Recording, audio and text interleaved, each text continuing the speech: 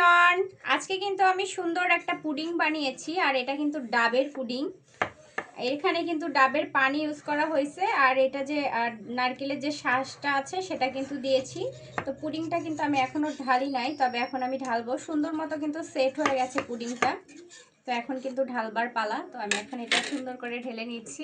তো তুমি এটা ফার্স্ট টাইম করছো হ্যাঁ, আজকে? ডাবের পুডিং আমি একদিনও বানাইনি, আজকে ফার্স্ট টাইম আমি পুডিংটা বানালাম। আমার জানি না এখনো যে কেমন হয়েছে, খেয়ে তারপরে বলতেছি যে কেমন হয়। ইয়া, দেখার পালা যে কেমন হলো। ওয়াও! ওয়াও, এই যে পুডিংটা কেমন হয়েছে আপনারা কিন্তু অবশ্যই কমেন্টে জানাবেন। আর এই পুডিংটা আমি শুধুমাত্র ডাবের পানি আর নারকেলের যে শাঁসটা আছে সেটা কিন্তু দিয়ে বানিয়েছি। আমি জানি না কেমন হয়েছে পুডিংটা খেতে। এখন কিন্তু আমি এই পুডিংটা কাটবো, দেখা যাক কি অবস্থা, কেমন হলো আর কেমন খেতে হবে আসলেই জানি না। তুমি আগে খেয়ে বলো। সোহানকে দাও, সোহানকে দাও। আচ্ছা, আমি আগে বিসমিল্লাহ করে দেখি কি অবস্থা, একটুখানি খেয়ে। অনেক সুন্দর কিন্তু হয়েছে পুডিংটা।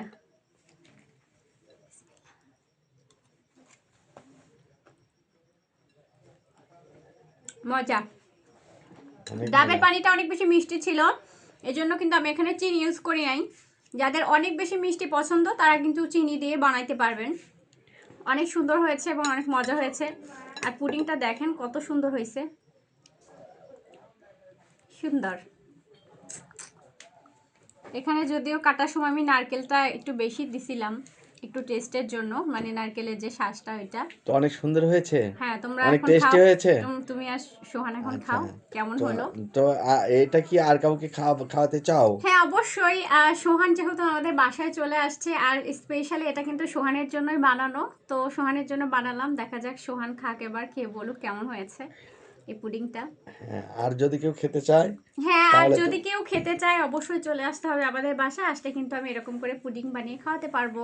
কারণ আমি এর আগেও কিন্তু অনেক পুডিং, মানে এর আগে যে পুডিং বানিয়েছিলাম সেগুলো কিন্তু আপনাদের সাথে শেয়ার করছি। আর আজকে যেহেতু আমি ডাবের পুডিংটা ফার্স্ট টাইম বানালাম, সেটাও কিন্তু আপনাদের সাথে শেয়ার করলাম।